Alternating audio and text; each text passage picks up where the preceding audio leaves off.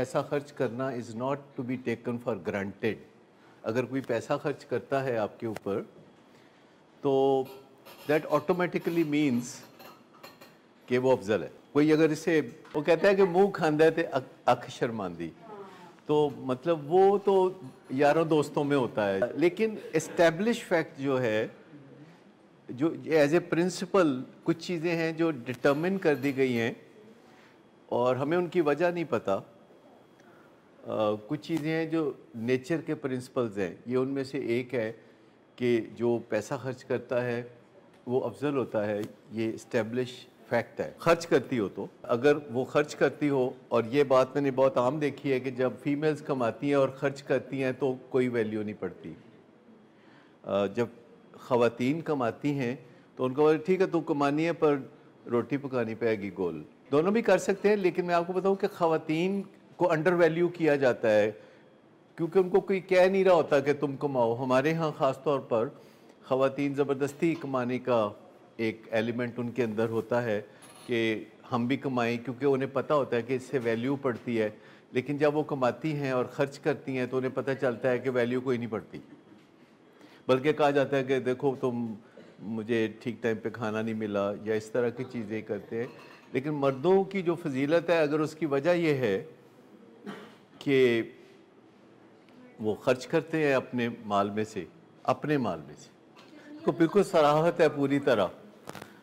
मर्द खर्च करता है अपने माल में से, अपने अब्बा के माल में से, ब्रैकेट में मैं डाल रहा हूँ कि नहीं, अगर अपने माल में से खर्च करता है अपनी बीवी के ऊपर तो वो कवाम है। कवाम का मतलब हाकम नहीं होता, कवाम का मतलब होता है मुंतज़िम, सरबराह, पैट्रोनेज करने वाला, सरपरस्ती करने वाला, जी, हेड ऑफ द फैमिली, जिम्मेदार, जिम्मेदारियां निभाने वाला। इसमें वो खाली जो रोब शोब है ना, वो नहीं, खाली रोब शोब नहीं। तो एक तो ये मुझे एकदम ख्याल आया, तो मैंने क्योंकि आप कुछ कहना चाह रहे थे कि नहीं पैसे खर्च करो तो कुछ भी नहीं। मुझे आप फिर इजाजत दें, दी बात कीजिए। शुक्रिया सर। सर ये तो आपने कह दिया ना, वर्ड्स टू द वाइज। कई मतलब ना सर हम अपनी आसाबी या जज्बाती कमज़ोरी की वजह से अपने लव्ड वन से ऐसा ताल्लुक़ बना बैठते हैं कि हमारी तरफ से बहुत सी नवाजिशें उनकी तरफ जा रही होती हैं, लेकिन वो हमें बिल्कुल वैल्यू नहीं कर रहे होते सर। यही तो हमारा एग्रीमेंट है कि उन्हें वैल्यू करना चाहिए। ख़ास तौर पर जब ये कहा जाता है कि जब बाप बेटे पे खर्च करता है तो केड़ी गल है, जम्मिया नहीं सी। एट वन टाइम और दी अदर आप सब ने अपने अब्बा अम्मा को योगा कि जम्मिया नहीं साजे, कहा है ना? आप में से किसी ने ना कहा हो, मेजोरिटी ने तो कहा नहीं। ਤੁਹਾਨੂੰ तो नौबत ही ना आई, तुसी क्या या तो वो जो नौबत आई है तो तुसी नहीं किया। मतलब तुसी पैसे मंगे होन या ਤੁਹਾਨੂੰ ਜ਼ਰੂਰਤ ਹੋਵੇ ਤੇ ਤੁਹਾਨੂੰ ਨਾ ਮਿਲੇ ਹੋਣ, मैं हमेशा मिले हैं ना। कितने 99.9% ऑफ द टाइम मिले कि 100% मिले, 100% मिले तो तुसी ਕਿਹੜੇ ਵੇਲੇ कहना सी? कहता तो बंदा उदों है जो मिलते नहीं। तो ये आप तो इस गिनती में नहीं फेरना, आपको भी हमेशा मिलते रहना। कभी ऐसा हुआ हो कि तुसी 2 वक्त के भुखे सोते, उन्होंने कहा चल भुखा ही सो जा? ऐसा कभी भुखा तो नहीं सोया। आपने भी नहीं कहा कभी। हमेशा ही मिलाना, हमेशा ही मिलाना। सोते में भी मुंह में फीडर डाला गया, सोते में भी फीडर डाला गया ना मुंह में। तो सभी का तकरीबन तजर्बा है कि माँ बाप तो देते ही हैं, लेकिन फिर भी उनको कभी कभी सुनना पड़ता है। और अगर माँ बाप ये मेहरबानी करें कि एहसान ना जताया करें, क्योंकि जहाँ जताने तक नौबत आ जाए वहाँ गड़बड़ है। कल मेरी किसी पेशेंट से बात हो रही थी जो कह रहा था कि जी मेरे माँ बाप आके ते ऐसी तेरे तो पैसा ला रहे हैं, तो ऐसी रोज़ पिछे आने तेरे ते ऐसी तेन रोज़ मिलन आने। मैं कहा मेरी उनसे मुलाकात होगी तो मैं उनको बड़ी प्राइवेसी में समझाऊंगा कि नहीं एहसान ना जताया करें, लेकिन आपको मैं कहूँगा कि आपका हक नहीं है बोलने का। देखिए ना, आपका बोलने का हक नहीं है। आप मेरे साथ प्राइवेसी में बात कर रहे हैं, तो आप मेरे बच्चे हैं, तो मैं आपको बहुत प्यार से ये समझा रहा हूँ कि आपने ये बात कभी ख्वाब में भी नहीं सोचनी कि मतलब वो अगर कहते हैं तो इस पे रिटेलिएट करना, गुस्सा करना, इस पे रंज करना। तो मैंने कहा आप बच्चे हैं मेरे, मैं आपको मैं सही नसीहत कर रहा हूँ, लेकिन अगर आपके वालिदैन मुझे मिले तो उनको मैं कह दूंगा ना यार जताया ना करो, ए की जतान दा की फ़ायदा। जो ही हम जिता देते हैं, जब भी बोलते हैं ना, तो हमारी नेकी फायर हो जाती है। नेकी जो है जैसे बुलेट नहीं फायर हो जाती, और जब बुलेट फायर हो जाती है तो आपके पास क्या खाली रह जाता है? बाकी खाली असला। तो जब हम कहते हैं तो वो नेकी, वो एहसान, वो फायर हो जाता है, आपके पल्ले कुछ नहीं रहता और उधर चला जाता है। लेकिन बच्चों के ज़हन में पता नहीं कहाँ से आता है। मैंने भी पहली फुर्सत में 13 साल की उम्र में मैंने अपने माँ बाप को कहा कि तुसी मेरा जायदाद चो हिस्सा वखरा कर दो, मैं नहीं रहना तुहाडे नाल। उन्होंने क्या केड़ी जायदाद, जायदाद कित्थे पहले वो तो निशानदेही कर दे, ते फिर वखरियां कित्थे कर दईए, ते पहले तू की चाहना की है, दस तो चाहना की है। मसला यह है कि आप बिल्कुल ठीक कह रहे हैं, लेकिन दरमियान का एक रास्ता है। ना तो ये कहने की ज़रूरत है कि सब आपके लिए कर रहे हैं, ना ये कहने की ज़रूरत है कि तुहाडा इहदे च कुछ भी नहीं हैगा। एक बंदे को प्राइड तो लेने दो। आप ये कहते हैं कि देखो ये मैं जो कुछ भी कमाता हूँ बड़ी मेहनत से, इसको आप भी इंजॉय कर सकते हैं क्योंकि आप मेरी औलाद है। वो इस रिश्ते की वजह से आप इसका प्राइड ले सकते हैं। हम रिश्तेदारों का भी प्राइड ले लेते हैं। हमारे नानके साइड बहुत रिच थी, तो हम अक्सर उनका प्राइड ले लिया करते थे कि उनकी जो प्रॉपर्टीज़ थी या उनके जो फैक्ट्रीज़ थी या इंडस्ट्रीज़ थी, तो हम कह देते थे हमारी हैं, मैं मामू की हैं तो हमारी हैं। तो ये हम सब थोड़ा बहुत इतना तो कर लेते हैं। तो माँ बाप के बारे में तो हम बड़े आराम से कह सकते हैं कि उनका जो भी है हमारा है, लेकिन इस पे फिर नज़रें झुकी हुई होनी चाहिए। और माँ बाप की ज़िम्मेदारी है कि 18 साल की उम्र तक तो बच्चों की जो नीड्स हैं वो पूरी करें। नीड्स, वांट्स नहीं, नीड्स। वांट्स के ऊपर बात होगी, वांट्स के ऊपर मुज़ाकरात होंगे। नीड ये है कि घर में जो पका होगा आप भी खाएंगे, वो भी खाएंगे। वांट ये है कि बाज़ार से बर्गर ऑर्डर होगा, पिज़्ज़ा ऑर्डर होगा, और उस पर मुज़ाकरात होंगे कि ये जो पिज़्ज़ा ऑर्डर हो रहा है तो तुम भी मेरी फिर ये बात मानो या मेरी वो बात मानो, तो ये चीज़ें बीच में आएंगी। अंग्रेज़ों ने और अमेरिकनों ने तो इन चीज़ों को ज़रा काफ़ी दूर ले गए, जिससे कि उनके रिश्ते फीके पड़ गए। और रिश्ते फीके पड़ जाना जो है ये बहुत हमारे लिए गुर्बत की बात है।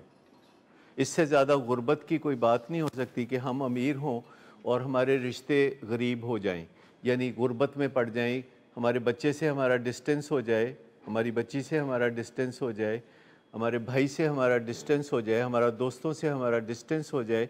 और ये वो लॉस है जिसका हमें पता भी नहीं होता कि हमारा नुकसान हो गया है, लेकिन हम किसी वक्त भी इसको टर्न अराउंड कर सकते हैं। और उसके लिए कोई ना कोई हमें अंदर झांक के देखना पड़ता है। जैसे अपने भाई जब बड़े हो जाते हैं, अपने अपने घरों वाले हो जाते हैं, और भाइयों से आपकी जायदाद की तकसीम की बात होती है, तो ज़्यादा लालच में नहीं पड़ना चाहिए और आपको कोई ना कोई लॉजिक ढूंढ के लानी चाहिए कि क्यों अगर मेरे भाई को कुछ ज़्यादा चला जाएगा तो खैर है, क्योंकि मेरे भाई को नहीं जाएगा, वो मेरे भतीजों को जाएगा। अगर आप इस तरह सोच लेते हैं कि जो कुछ भी जाएगा ये आपके भाई को नहीं एक्चुअली जाएगा, ये आपके भतीजों को जाएगा। और चूँकि वो भी एक ही सब एक दादा की औलाद होते हैं, आपके बच्चे और आपके भाई के बच्चे, और उनका एक बड़ा गहरा रिश्ता उस दादा की आल की वजह से होता है। तो अगर किसी को थोड़ा चला भी जाएगा तो इस पे कोई लड़ाई शड़ाई डालनी नहीं चाहिए। और अगर आप देखें तो तवज्जो रखनी चाहिए अपने कमाने के ऊपर। कोई भी कितनी भी आपको इनहेरिटेंस मिल जाए, अगर आपकी कमाने की सलाहियतें अच्छी नहीं हैं तो उसमें बरकत नहीं होगी, वो प्रॉपर्टी फिजल आउट हो जाएगी। हाँ, ये बात सही है, आप कह रहे हैं, ये बहुत गड़बड़ बात है। अगर आप देखें तो वैसे भी देखिए, अगर आप दूसरे जानदारों के बच्चों को देखें, जैसे बकरी के बच्चे को देखें, तो वो पैदा होने के बाद उसकी माँ उसको जल्दी से अपने पाँव से थोड़ी ठोकरें लगा रही होती है कि उठो, भागो, चलो। और वो उस थोड़ी देर के बाद वो बकरी का बच्चा पैदा होने के थोड़ी देर के बाद वो उछलता कूदता नज़र आता है। और इंसान का बच्चा 20-22 साल भी इस तरह होता है कि अभी वो डिपेंडेंट है, और बाज़ का 30 साल की उम्र तक और बाज़ का 40 साल की उम्र तक और उसकी वजह ये नहीं होता कि उसमें कोई कमी होती है, उसकी वजह ये होती है कि उसके वालिदैन की जो पॉजेसिवनेस है, या वालिदैन का सोचना कि ये कर नहीं सकता, अगर मैं नहीं होऊंगा तो ये रुलेगा, ये भी वालिदैन का जो है ऑस्कर विनिंग डायलॉग है। ऑस्कर विनिंग डायलॉग है कि असी जिउने ते तू मौजां करना है, ते जे अज असी अख मीट लई तो फिर तू रुलेगा। कायदे आज़म जाते हुए कुछ बातें समझा गए थे। कायदे आज़म जाते जाते कुछ बातें वालिदैन को समझा गए थे। उनमें से एक बात ये थी कि मेरे हुंदियां जो करना है कर लो, बाद च तुसी रुलोगे। कायदे आज़म का भी यही ख्याल था कि मेरे हुंदियां ही कुछ कर लो तो ठीक है, नहीं तो बाद च तुसी रुलोगे। हाँ, तो वो फिर तुहानूं पता है ना, फिर कायदे आज़म दीयां गल्लां ते सच साबित हो गई। तो वालिदैन ने भी यही गल फड़ ली है। नहीं, इसकी कोई ज़रूरत नहीं। Have confidence in your children. अगर आप कर सकते हैं तो आपका खून उनकी रगों में बहता है, तो वो क्यों नहीं कर सकते। ये लिखी पढ़ी गल है, ये न्यूअर एडिशन है ना, न्यूअर एडिशन है। और इस बात को बखुशी मान लेना चाहिए कि वो न्यूअर एडिशन है। कभी अगर आपको इसका तजर्बा करना हो तो ये जो स्मार्टफोन आपसे हैंडल नहीं होता तो बच्चों से कैसे हैंडल होता है, धड़ाधड़ दोनों हाथ, दो हथी लगे होंगे। नहीं, मैं हमेशा ही प्रो बच्चा हूँ। मतलब आपके पीछे हम नहीं होंगे तो किसके पीछे होंगे, ठीक है ना। बच्चों के पीछे नहीं होंगे अपने, आपको नहीं एनहांस करना चाहेंगे तो किसको एनहांस करना चाहेंगे। क्योंकि इंसान आम तौर पर सिर्फ बच्चों को ही अपने से आगे जाते हुए देखना चाहता है। ये एक वाहिद रिश्ता है दुनिया में, या तो उस्ताद अपने शागिर्दों को आगे जाते हुए देखना चाहता है, उसको बड़ा प्राइड होता है इस बात पे, और या फिर वालिदैन, ख़ास तौर पर वालिद। जब वालदा आम तौर पर बच्चों को कनात से लेती है। वालदा के लिए बच्चे बजाते खुद ही एक बहुत बड़ी प्रॉपर्टी है। उनका ख्याल है कि मेरा पुत्र है, मेरी धी, और ये जो मेरे बच्चे हैं ये मेरी कुल कायनात है, क्योंकि इन्होंने मुझे तत्ती वाह ना लगे, ठंड नाल बेशक मर जाए। लेकिन वालिद जो है उनका मसला दूसरा है। वालिद जो है जब भी बच्चे को देखता है तो वो उसको इस नज़र से देखता है कि मेरे से आगे कब जाएगा। बस वो कहना चाहता है किसी को कि लुक एट माई सन। ये एक जो बात है ना, लुक एट माई सन, इसमें वो अपना आप को ये नसीहत नहीं करता और अपने बच्चे को खुद देखना भूल जाता है। यानी अपने आप को भी देखना हम सब भूल जाते हैं। ये मैं आपको बताऊं कि हम में से 90% से ज़्यादा लोग कभी भी अपने आप को प्यार की नज़र से नहीं देखते। बच्चों को भी जब वो थोड़े बड़े हो जाते हैं तो उनको फिर हम बहुत ज़्यादा प्यार की नज़र से नहीं देखते, क्रिटिकल नज़रों से देखते हैं। पहली बात तो यह है कि अपने आप को भी प्यार की नज़र से देखना चाहिए। We don't have to be harsh with ourselves. और अपने बच्चों के साथ जो है एक पूरी आँख से देखना, पूरी आँख से देखना। जैसे एक हम 6 महीने के बच्चे को देखते हैं ना, तो बहुत पूरी आँख से देखते हैं, और फिर साल 2 साल बाद 5 साल बाद हम कहते हैं काफ़ी देख लिया तुम्हें, चलो भागो यहाँ से। शायद दिल भर जाता है या क्या होता है। पूरी आँख से, पूरी आँख से, आँखें पूरी वाइड ओपन, उसको देखना, पूरी तरह देखना। क्योंकि हमारे आँख में बड़ी सलाहियतें होती हैं। हम जिस चीज़ के ऊपर नज़र गाड़े होते हैं, फोकस किए होते हैं, उसको हम बहुत अच्छी तरह देखते हैं, और बहुत सारे दाएं बाएं जो मनाजर होते हैं उनको भी देख रहे होते हैं। लेकिन एक चीज़ होती है जिस पे हम फोकस करके देख रहे होते हैं। तो अपने आप के अलावा अपने बच्चों पे फोकस करके देखना। लोग तो बीवी को पूरी आँख से नहीं देखते, बल्कि किसी और की बीवी को बाहर जाके, बेशक एक वालिद की हैसियत है और एक उनकी एसेट की हैसियत भी होती है। वो कोई बिज़नेस कर रहा है, कोई प्रोफेसर है, कोई ज़िम्मेदार है, कोई डॉक्टर है, कोई इंजीनियर है। तो जैसे माँ बाप बच्चों को देखते हैं तो बड़े फ़ख्र से कहते हैं ना कि ये मेरा बेटा है, ये वहाँ पढ़ के आया, ये मेरा बेटा है, ये फलां यानी पोजीशन पे बैठा हुआ है।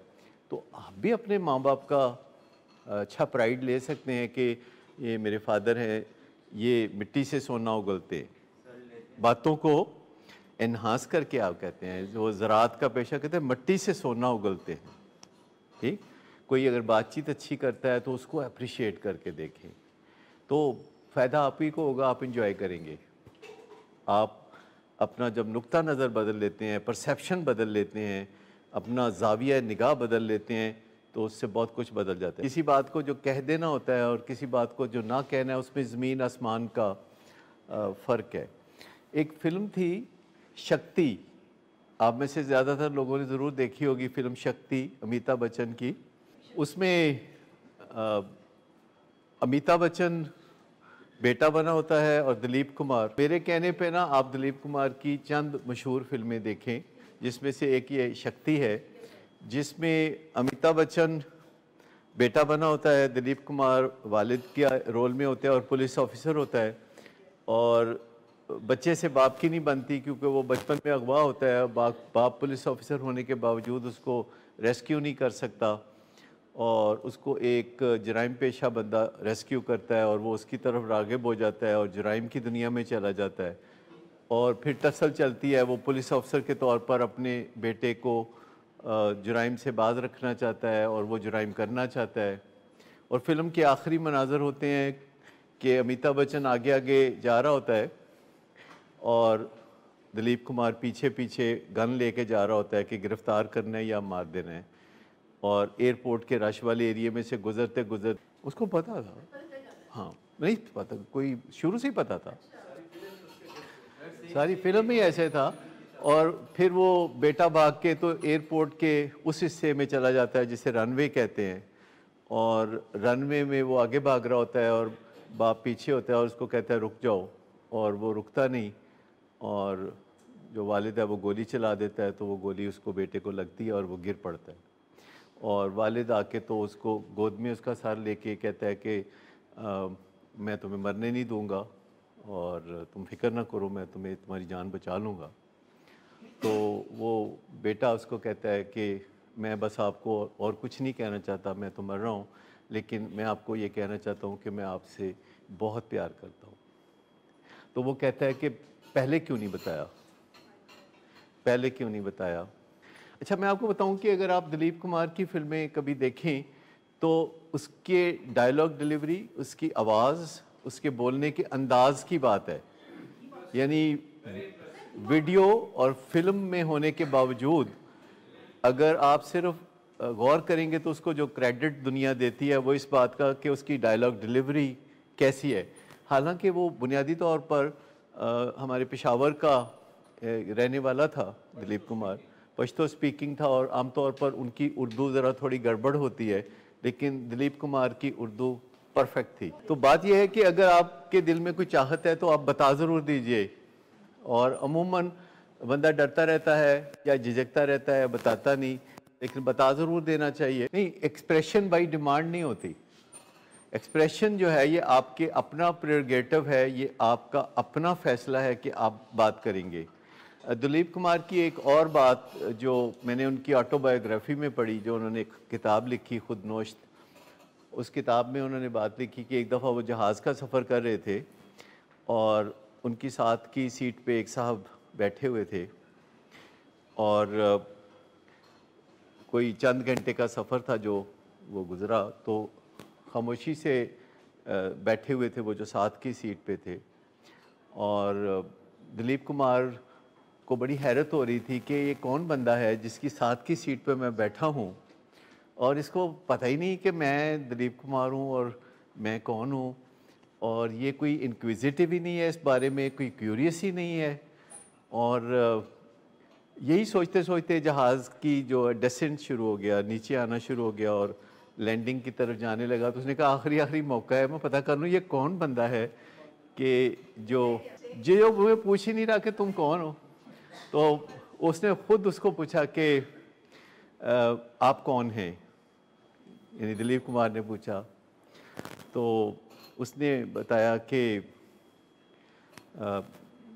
मैं जो टाटा हूँ, मिस्टर टाटा, इंडिया का अमीर तरीन। उसने भी रस्मन पूछा कि आप कौन हैं, दिलीप कुमार को पूछा कि आप कौन हैं।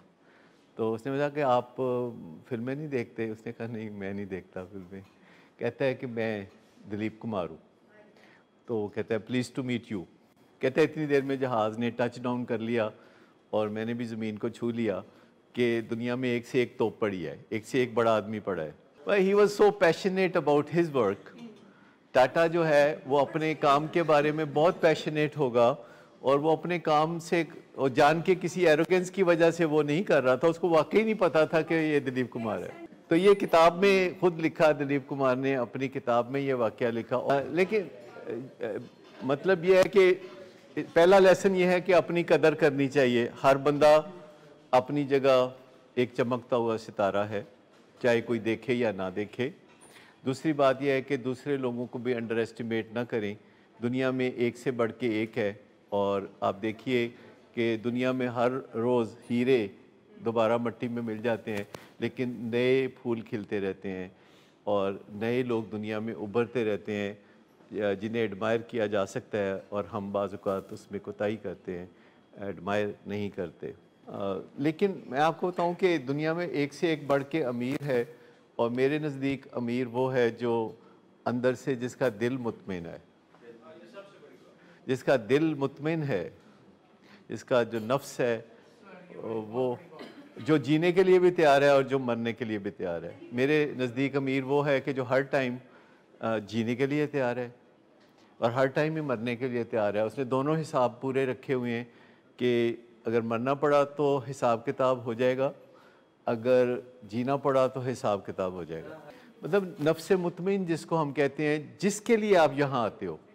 याद रखें कि ये जो आप सोचते हो ना कि हम नशा छोड़ने के लिए यहाँ आए हैं, ये कोई गोल नहीं है, और ये इसी वजह से सारी परेशानियाँ हैं। अगर आप अपना एम ये बना लें कि हमने नफ्स मुतमिन बनना है, एक ऐसा दिल बनना है जो धड़कते हुए खिलता रहे। ये कुछ दिल होते हैं जो धड़कते हुए परेशान होते हैं, और एक दिल होता है जो धड़कते हुए खिलता रहे। और मैं एक बात आपको नफ्स मुतमिन की और भी बताऊं कि नफ्स मुतमिन वो होता है जिसके दिल की धड़कन पर मिनट कोई 60, 62, 64 तक होती है। इसके लिए तो इंस्टेंट डायग्नोसिस है, जो एक इंस्टेंट डायग्नोसिस ने स्पॉट डायग्नोसिस जो होता है, स्पॉट डायग्नोसिस जो होता है, नहीं गोलियां खा के नहीं, गोलियां खा के नहीं। मैं जो बात कर रहा हूँ वो गोलियां खा के मैं बात नहीं कर रहा। और आजकल जो मिलती है, घड़ियां मिलती हैं, वो आपको बताती हैं कि रेस्टिंग हार्ट बीट की बात कर रहा हूँ। रेस्टिंग हार्ट बीट उस वक्त होती है जब आप सो रहे होते हैं या आप आराम से होते हैं। लेकिन जब आप चलेंगे या आप जॉगिंग करेंगे या आप दौड़ेंगे, आप जिद्दोजहद करेंगे तो ये 100, 150 तक भी जाएगी। लेकिन ये वापस फिर आएगी 64, 63 पे आएगी। तो इंडिकेटर्स जो हैं वो अब मेजरेबल हैं, उन्हें नापा तोला जा सकता है। जैसे कि आप में से जो भी कोई 40-45 साल का है, उसे चाहिए कि हर 3 महीने बाद अपने एक टेस्टों की बैटरी है वो करा ले, और जिसमें एक ही दफ़ा आप खून का सैंपल देंगे तो 10-12 ऐसे टेस्ट होंगे जिससे कि आपकी बुनियादी सेहत का अहाता हो जाता है। और आप जब अपनी बुनियादी सेहत को नापते तोलते रहते हैं तो आप उन्हें थोड़ा बेहतर भी बनाते रहते हैं, क्योंकि जिस चीज़ की भी हम पैमाइश शुरू कर देते हैं वो बेहतर होना शुरू हो जाती है। तो ये जो मैथमेटिक्स वाली बात है, ये जो लेबॉर्ट्री टेस्ट हैं, ये मैथमेटिक्स है। तो मैथमेटिक्स अगर आपकी पुश्त पर हो, आपकी बैकिंग आपकी मैथमेटिक्स कर रही हो, तो इससे ज़्यादा अच्छी बैकिंग नहीं हो सकती। तो जो लेबॉर्ट्री टेस्ट हैं, आप में से कौन कौन हैं जो लेबॉर्ट्री टेस्ट रेगुलरली कराते हैं बीमार होने से पहले? थोड़े। तो सभी करना शुरू करें, यानी जो 40+ अबव हैं, जो 40 ईयर से ऊपर हैं उनको चाहिए। और मैं आपको बताऊं कि ज़्यादातर जो टेस्ट हैं, अगर वो टेस्ट नॉर्मल नहीं ज़्यादा भी है तो उसको ठीक किया जा सकता है, अनडू किया जा सकता है। आज की दुनिया में आप अपने बिगड़े हुए निज़ाम को अनडू कर सकते हैं। ये खूबसूरत दुनिया है, ये खूबसूरत वक्त है। आजकल इंसान अपनी सेहतों को अगर बेहतर बनाना चाहे तो 100 साल पहले की निस्बत आज इम्कान बहुत ज़्यादा है, इसलिए घबराने की बात नहीं है। आप चाहें तो डायबिटीज़ को अनडू कर सकते हैं, दिल की बीमारी को अनडू कर सकते हैं, ब्लड प्रेशर को कर सकते हैं, आर्थराइटिस को कर सकते हैं। और पहले डॉक्टर्स ये कहा करते थे कि अगर आपके घुटने में दर्द है तो आप चलना बंद कर दें, सीढ़ियाँ चढ़ना बंद कर दें। ये 50 साल पहले की एडवाइस थी, अभी भी चल रही है।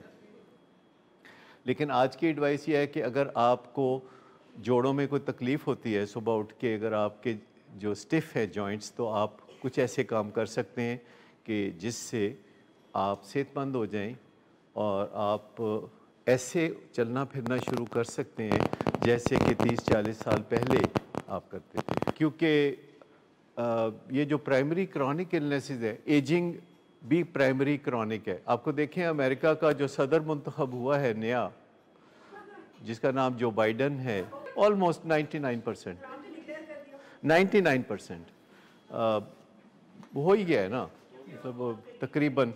तो जो सदर मुंतखब हुआ है वो 77 ईयर्स का है, और जब वो एक टर्म ख़त्म करेगा तो 81 का होगा, 2 टर्म ख़त्म करेगा तो 85 का होगा। और आप अगर उसे देखें तो आपको ज़्यादा से ज़्यादा वो 60 का लगेगा, 60 का, ठीक, 60। और आप सोच रहे होंगे कि उसकी ज़िंदगी बड़ी आराम से गुजरी होगी, बड़ी उसकी ज़िंदगी तायश में गुजरी होगी और उसकी ज़िंदगी में कोई गम नहीं आया होगा। लेकिन उसकी वाइफ जो है ज़िंदगी हार गई थी। आज से कोई 40 साल पहले उसका एक बेटा था जिसको कैंसर की बीमारी हुई थी और वो सेहतयाब ना हो सका, और उसके पास अपने बेटे के इलाज के लिए पैसे नहीं थे, जो उसको ओबामा ने दिए थे पैसे अपने बेटे का इलाज कराने के लिए, और ये ओबामा का वाइस प्रेसिडेंट भी था। हाँ, और उसने अमेरिका का सदर मुंतखब होके नई हिस्ट्री क्रिएट की है, और उसने मैक्सिमम वोट लिए हैं जो आज तक अमेरिका में किसी सदर ने लिए। 7 करोड़ से ज़्यादा वोट लिए, तो इतने ज़्यादा वोट लिए, और एक बैलेंस शख्सियत का अमेरिका का सदर बनना हर एक के लिए बाइसे इत्मीनान है, जो रेसिस्ट नहीं है, जो नफ़रत का प्रचार नहीं करता, जो लोगों को जोड़ने की बात करता है। पिछले जो 4 साल है एक खौफनाक ख्वाब की तरह गुज़रे अमेरिका के अंदर, और उसमें गोरे और काले को अलग करके आपस में लड़ा दिया गया। लेकिन आप देख लीजिए कि आखिरकार जब वक्ती तौर पर गर्द बैठ गई तो अमेरिका की अक्सरियती आबादी ने फ़ैसला किया कि नहीं, हम नफ़रत के प्रचार करने वालों को अपने सर पे मसलत नहीं रखेंगे।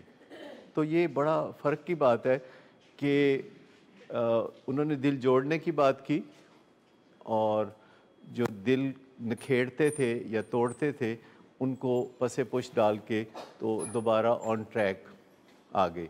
तो जो नफ़रत का प्रचार करना है ये किसी के लिए भी कारआमद नहीं हो सकता। इससे वक्ती तौर पर एक अना की तस्कीन हो सकती है, लेकिन घरों में ख़ास तौर पर, ख़ानदानों में ख़ास तौर पर, माशरों में ख़ास तौर पर, और मुल्कों में भी ख़ास तौर पर लोगों को अपना समझ के अपनी नज़र से देखें। अगर आप ये हुनर जान लें कि किसी चीज़ को अपनी नज़र से कैसे देखते हैं तो आप बड़े मालदार हो जाएंगे। अगर आप रेस कोर्स पार्क में वॉक करते हो और आप इस नज़र से देखें रेस कोर्स पार्क को कि ये अपना है, तो आप बड़े मालदार हैं। अगर आप एयरपोर्ट पे जाएं और आपको लगता है कि ये अपना है, और आप गुलबर्ग में घूम रहे हो तो आपको लगे ये सब अपना है। मुझे याद है मैं 81 में मैंने लारस गार्डन में वॉक करना शुरू की। उस वक्त मैं शादबाग घर से आया करता था और 2-2.5 घंटे मैं सुबह के टाइम वहाँ गुजारा करता था, कुछ पढ़ा करता था बेंच पे बैठ के। तो लोग वॉक करके चले जाते थे, तो जो लारस गार्डन के माली और इस तरह के लोग होते थे उनके साथ सलाम दुआ आनी शुरू हो जाती थी। फिर वो पूछने लगते थे कि इत्थे केड़े फुल लाइए, अच्छा इत्थे किस तरह का कम करिए, इत्थे किस तरह खूबसूरत। वो मेरे से मशवरे शुरू कर देते थे और मैं ऐसे मशवरे देना शुरू कर देता था कि जैसे अपना ही है मेरा। तो एक दिन मेरा एक दोस्त था मेरे साथ, जो कि उस दिन वॉक करने गया था, किसी और शहर से आया था, तो मैं उसको साथ ले गया। तो उसने सारा ये प्रोसेस देखा तो कहते तुसी इत्थे अफसर लगे हुए हो ये सब तुहानू क्यों पूछ रहे ने। तो मैंने कहा वो इसलिए पूछ रहे हैं कि मैं उनको बता देता हूँ। अगर मैं दिलचस्पी लेता हूँ तो वो मुझसे पूछना शुरू कर देते हैं, क्योंकि ऐसे ही बंदा चलते हुए किसी से मशवरा तो ले ही लेता है। तो जब आपकी जो ओनरशिप होती है तो तब आप ओनर होते हैं। जब ओनरशिप ही नहीं है तो आप काहे के ओनर है। मैंने बहुत लोगों को देखा है। हाँ, तो हम आपको ओनरशिप देते हैं ना, हम कहते नहीं आपका ही है, और आप यहाँ जब हम कहते हैं आएँ, घूमें फिरें, आपस में मिलें, तो ये एक बात होती है कि हम आपको आपस में मिलने की तरगीब देते हैं, आप आपस में नंबर एक्सचेंज करने की तरगीब देते हैं। लेकिन ज़्यादातर लोग अपने गाहकों को आपस में मिलते देख के तो इनसिक्योर हो जाते हैं। सर मैं यहाँ पर एक करेक्शन कर दूँ, फैमिलीज़ को, पेशेंट्स को अभी फिलहाल इंडोर्स के आपस में हम हाँ, पेशेंट्स को हम कहते हैं कि अभी एक दूसरे को नंबर शंबर ना दें, बाहर जाके तो फिर वो गड़बड़। हाँ, जब आप अब जैसे तो ये मिलते हैं तो मुझे बड़ी खुशी होती है, ऐसे लगता है दो भाई आपस में इकट्ठे घूम फिर रहे, चूँकि ये एक दूसरे के साथ मिलना इनका बनता है। लेकिन जहाँ ख़तरा हो तो फिर हम इनसिक्योर हो जाते हैं, फिर हम कहते हैं ना ना ना तो ये कम। लेकिन पेरेंट्स को हम कहते हैं आप तो ज़रूर मिले, क्योंकि अगर पेरेंट्स आपस में मिलते हैं तो वो दिनों में तरक्की कर जाते हैं, क्योंकि वो तरक्की भी एक दूसरे से लगने वाली चीज़ है, कंटेजियस है। क्योंकि अगर किसी के जहन में कुछ सीख चुका है तो वो दूसरे जब मिलते जुलते हैं तो वो तेज़ी से वो नॉलेज उधर ट्रांसफ़र कर देते हैं, तो उससे हमें बड़ी सहूलियत होती है। और मैं इस चीज़ का क्रेडिट जो है पेरेंट्स को देता हूँ कि जो विलिंग बेस के पेरेंट्स हैं उनमें चंद खूबियाँ होती हैं, वो बहुत मोहब्बत करने वाले लोग होते हैं। इतनी मोहब्बत के बगैर अपने बच्चों के लिए कोई ये सब कुछ नहीं कर सकता, और सारे वालिदैन के बच्चे होते हैं, पर मोहब्बत करना किसी किसी के नसीब में होता है। देखिए, हमारा एक माली वाला रिश्ता है ना, जैसे माली फूल खिलते देख के खुश होगा, ऐसा कौन माली होगा जो कि फूल खिले ना तो वो खुश हो जाए। देखिए, ये तो उनको मैं कहूँ तो सचता है, ਇਹ ਤਾਂ ਉਹਨਾਂ ਨੂੰ ਮੈਂ ਕਹਾਂ ਕਿ ਜੀ ਹਰ ਹਾਲ 'ਚ ਖੁਸ਼ ਰਹਿਣਾ ਸਿੱਖ ਲਓ, ਤੁਸੀਂ ਤੇ ਨਾ ਇਹ ਕਹੋ, ਤੁਹਾਡਾ ਤੇ ਇਹ ਕਹਿਣਾ ਨਹੀਂ ਬਣਦਾ ਨਾ जी हर हाल 'ਚ खुश रहो, मेरे ते ना रहना, जागते रहना। ये तो वो चौकीदारों वाली बात है जो कहता है जी जागते रहना, मेरे ते ना रहना। मतलब ये आपने नहीं कहना, ये हमने उनको कहना है कि जी खुश रहा करें हर हालत में। हम तो कहते ही रहते हैं, लेकिन आपने ये कहना है कि मैं तोने तो देंगा। क्या समझते हो? मतलब मुहावरा है यार, मतलब मैं धोने धो दूंगा, यानी जो पहली कुताइयां है ना मैं उनको धो दूंगा और बहुत उससे आगे जाऊंगा और अनडू करूंगा और तलाफियां करूंगा, क्योंकि 12 कदमों के प्रोग्राम में ही शफा है। 12 कदमों का जो प्रोग्राम है उसकी स्पिरिट में शफा है, और उसमें ये जो तलाफियां करना है ना, यानी जो नुकसान किया अपने माँ बाप का उसका पूरा करना, उनके जो दिल मलाल से भर दिए उनके दिलों को दोबारा शगुफ्ता कर देना, ये रिकवरी का लाजमी पार्ट है, ये ऑप्शनल सब्जेक्ट नहीं है। देखिए, जो रिकवरी है इसके कुछ लाजमी सब्जेक्ट्स हैं।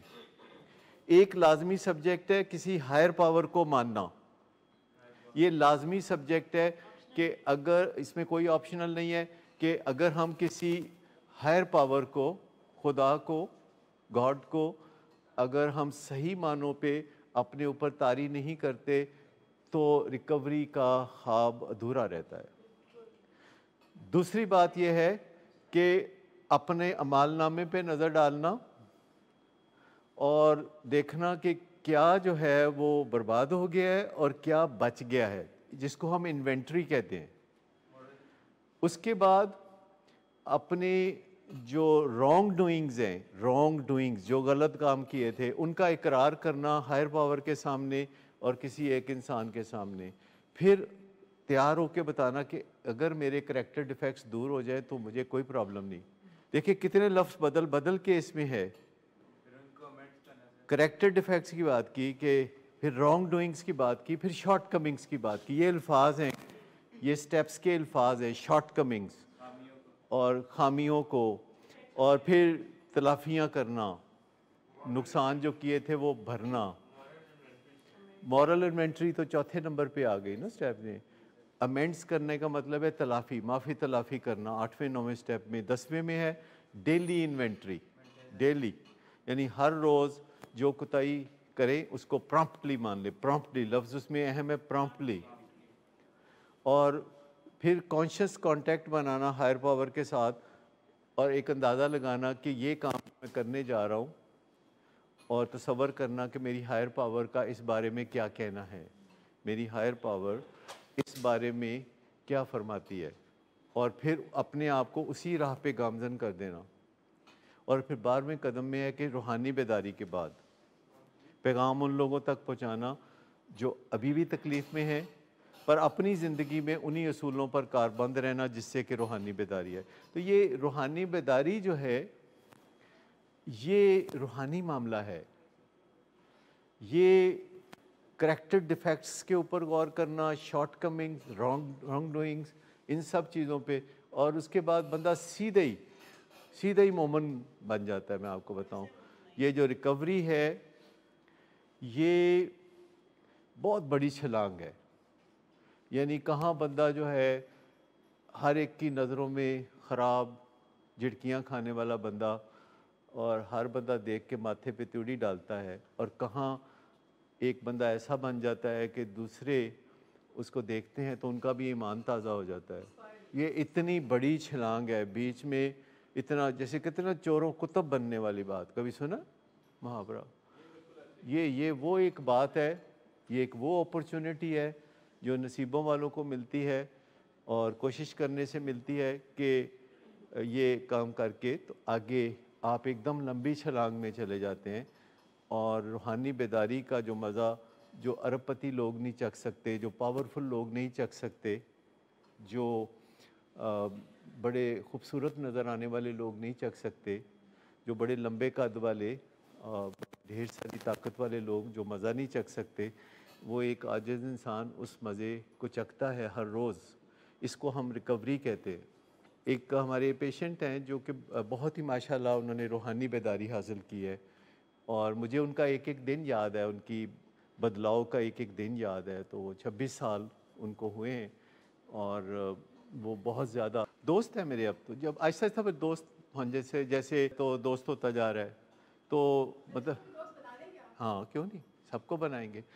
जो दोस्त होता चला जाता है ना, तो फिर आपको उसकी सारी हकीकतों का पता वो चलता है। तो 2-3 दिन पहले मैंने फेसबुक पे तस्वीर लगाई, तो जैसे लोग करते हैं ना, गॉर्जियस फलाना टमकाना, तो उसने भी कुछ तारीफ़ लिखी। तो मैंने उसके जवाब में लिखा कि भाई आप क्यों तारीफ़ कर रहे हैं, आपका तो मैं फ़ैन हूँ, मैं आपका फ़ैन हूँ। तो वो कहते हैं कि आपका हौसला है कि आप अपने शागिर्दों का हौसला बढ़ाने के लिए कोई मौका जाने नहीं देते। तो मैंने कहा आप पता नहीं जानते, आप या मैं पता नहीं जानते नहीं है कि शागिर्द कौन है और उस्ताद कौन है, क्योंकि मैं जो आपसे सीखता हूँ तो आप उस्ताद हैं, और अगर आप समझते हैं कि आपने मुझसे सीखा है तो फिर आप उस्ताद हैं। और मैंने उससे बहुत कुछ सीखा, क्योंकि मैं अभी भी कोई मशवरा करना होता है तो उसको टेलीफोन करता हूँ, तो फिर उससे बातें करता हूँ, फिर हम वॉक करते हैं, फिर हम बातें करते हैं। मुझे पता है he is a safe person, he is a safe person. यानी किसी बंदे के बारे में अगर आपको ये यकीन हो जाए कि इससे कोई शर नहीं हो सकता, इससे कोई नुकसान नहीं हो सकता, और आपकी ज़िंदगी में ऐसे सैकड़ों लोग हों, तो मुझे बताएं कि फिर बंदा कितना मालदार हो कि सैकड़ों लोग उसकी ज़िंदगी में, जैसे कि मेरी ज़िंदगी में है, कि जिनके साथ मैं मशवरा करता हूँ या मैं मदद चाहता हूँ, तो मुझे होता है कि ये कोई किसी टाइम पर भी मुझे इनसे ख़तरा कोई नहीं है। तो फिर मुझे उसका टेलीफोन आ गया, और ऐसी हमने थोड़ी सी बातें की।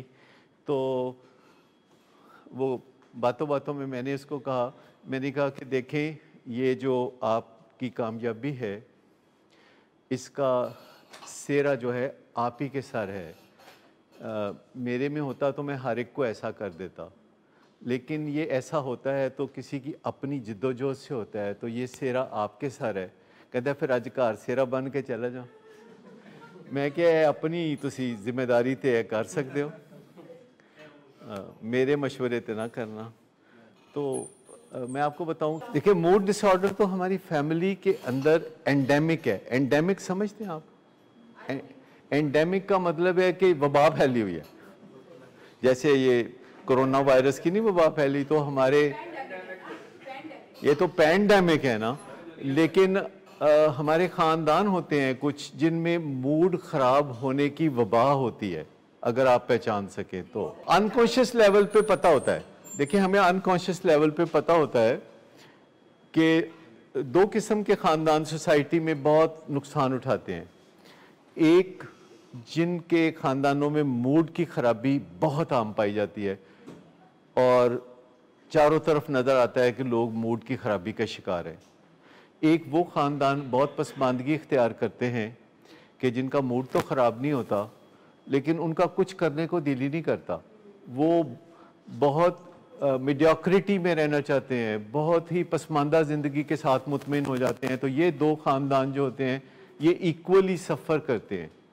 और इनमें से एक मेरे नानके थे जो मूड की ख़राबी वाले थे और एक मेरे दादके थे जो कहते करना कुछ नहीं, बस मतलब जो बिल्कुल कुछ करने के लिए तैयार नहीं थे। लेकिन मैं बताऊं कि सब ख़ानदानों में कुछ ना कुछ काम करने का होता है।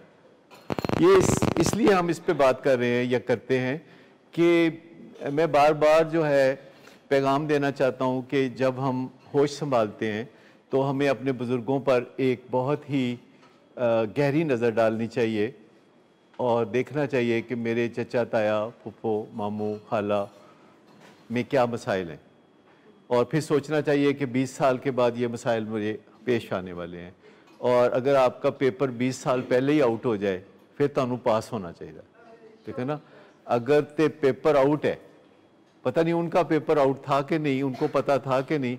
आज तो दुनिया में एक टेस्ट होता है, 149 पाउंड का एक टेस्ट होता है जो सारा कुछ लिख के बता देते हैं कि तुसी पिछों कित्थों आए सो ते अगे कित्थे जाना है तुसी।